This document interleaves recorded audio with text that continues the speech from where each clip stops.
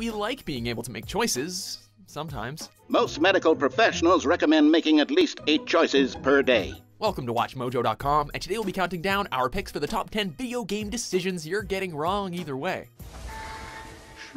For this list, we'll be taking a look at some of those moments in video games that give us a red or a blue pill and make us wonder, do we really have to take either? And the next day, they'll come rushing at you, pumped full of drugs and not stopping until you or they are dead. These are the choices that, no matter what we picked, made us screw someone over, or several someones, or the entire world, or even ourselves. However, we never screw our Mojo-holics over, so just to be safe, here is a spoiler warning because we are on the spoiler train to Spoiler Town. Number 10, the Vault Dwellers or the Crops, Fallout New Vegas. Something or someone has been chewing on the coyote tobacco again. Normally, in Fallout games, you know you've made the right decision by karma points. That's not the case with our number 10 pick. Well, crops aren't doing so well. I'm thinking it might be something in the water. Vault 34 has a radiation leak that's killing crops. The solution, of course, is to stop said leak, until you discover that there's a group of people trapped in an unreachable part of the vault. Personally, I think they're just incompetent and making excuses. If you disable the reactor, you save the crops, but doom the trapped people. If you reroute the power to those people, they'll escape, but the radiation will continue to kill the crops. Either way, a group of people will suffer thanks to the choice you make. Number 9, World Domination ×3, Deus Ex. This time, we will do it right. It's clear who the bad guy is in this story. It's you.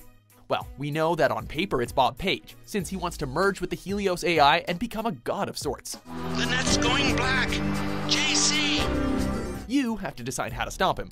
Unfortunately, each choice leads to you essentially dooming the world. You can either send the world into a second Dark Age, kill Page and bring the Illuminati back into power, or merge with Helio yourself to rule the world. Many live in darkness that must be shown. Number 8, the doctors or your girlfriend.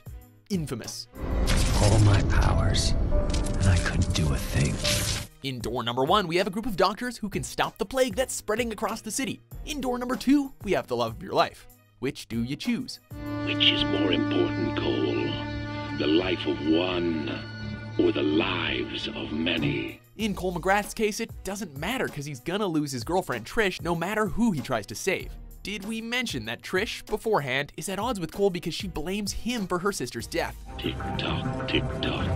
The final bomb is counting down. The only comforting thought, we guess, is that Trish will declare her love for you before she dies if you have good karma throughout your gameplay. For a second, she sprung to life, just long enough to say that she was proud of me for what I'd become. Proud that I was helping people with my powers, and that she loved me for it. Number 7, Roman or Kate, Grand Theft Auto 4.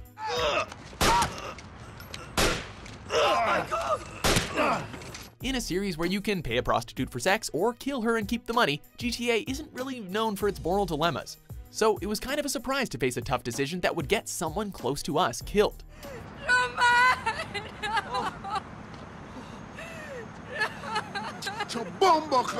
Nico can either take Roman's peaceful advice and not kill the Russian mobster Dmitri, or he can take Kate's advice and kill him. Here's the twist though, the person you signed with is the one who dies on Roman's wedding day.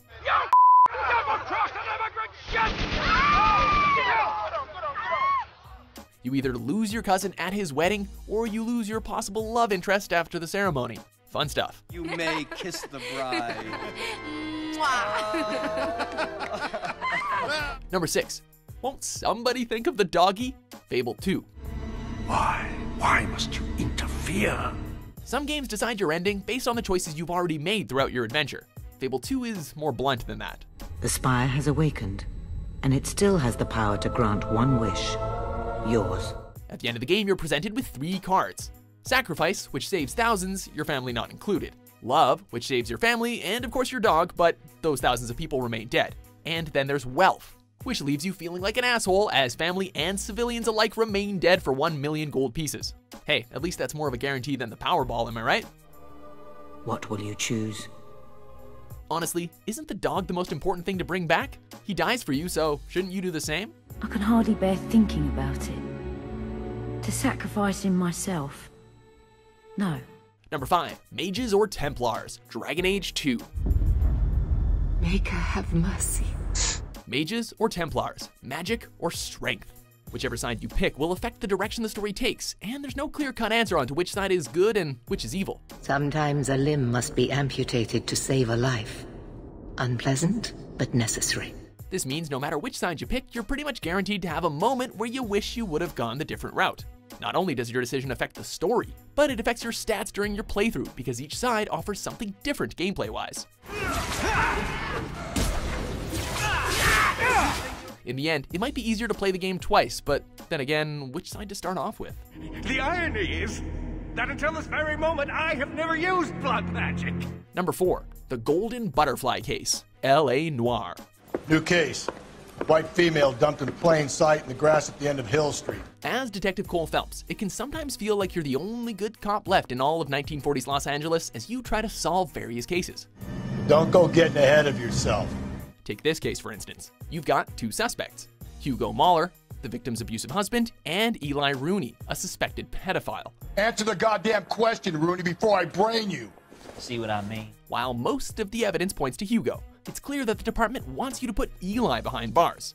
So, do you go with your gut or make the department happy? Even if he didn't do it? Who cares whether he did it? You have kids, Phelps? He needs to be taken permanently out of harm's way.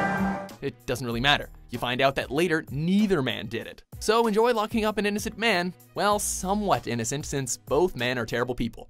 Justice is dead, folks. What's going to happen to the suspects in the cases, Captain? I won't be a part of that. A bit of missing evidence at the grand jury. Number 3, Ashley or Caden, Mass Effect. Can you hold them off? There's too many. I don't think we can survive until you get here. By now, we all know that the Mass Effect franchise is a space opera full of difficult decisions to make. But back in 2007, we had no idea what we were getting ourselves into. There's too many! I don't think we can hold them! I'm activating the nuke! Case in point, the Vermeer assault. More specifically, Ashley and Caden. You can only save one of them before the bomb goes off, and they both insist that you save the other person. It's done, Commander. Go get Williams and get the hell out of here. Screw that! We can handle ourselves. Go back and get Alenko. Your decision not only affects the game, especially if you pursued a romance with either one, but it affects the series as a whole, since your save data can be carried over to the next game in the series. I'm sorry, Ash. I had to make a choice. I understand, Commander. I don't regret a thing. Number 2, your final fate. Spec Ops: The Line. You did this. No, you did. There are some absolutely brutal images you have to face while playing this game, such as using white phosphorus on, unbeknownst to you, a group of innocent civilians. It hurts, doesn't it? As tragic as that is, you don't really have a choice in that scenario. Something you do get a choice in, however, is the game's dismal endings. Lucky you. After discovering that the game's antagonist was all in your head, which, by the way, leaves you at fault for all the bad shit you just did, you can either A, kill yourself, live a shell-shocked life, be killed by your patrol, or kill off your patrol and say that you're welcoming them to Dubai. Choose wisely. Gentlemen, welcome to Dubai. Number 1, Lee's Fate, The Walking Dead Season 1. You're strong, Clem. You can do anything. Everything about this decision sucks, plain and simple. Please. Please don't be one of them. It's bad enough that you have to die, but you have to tell a child whether or not she should shoot you or leave you to turn into a walker yourself. You have to shoot me, honey. Please, no. You get to see her break down over the decision because she's already been through enough. And this is yet another person in her life that she has to lose. You have to be careful about that. It'll consume you. Not only is her response heartbreaking, but Lee's calmness for her sake is gut-wrenching. We like having choices in our video games, but this one may have been too much to handle. We're so sorry, Clem. I can do it.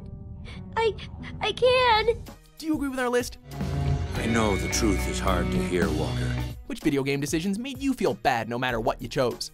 For more top 10s published every day, make the easy choice and subscribe to WatchMojo.com. You must know what you're doing is evil. Well, son, nobody's perfect. Thanks for watching Mojo Plays. Be sure to subscribe and click on the link in the description below to check out our suggestion page and vote on what content you'd like to see us cover next.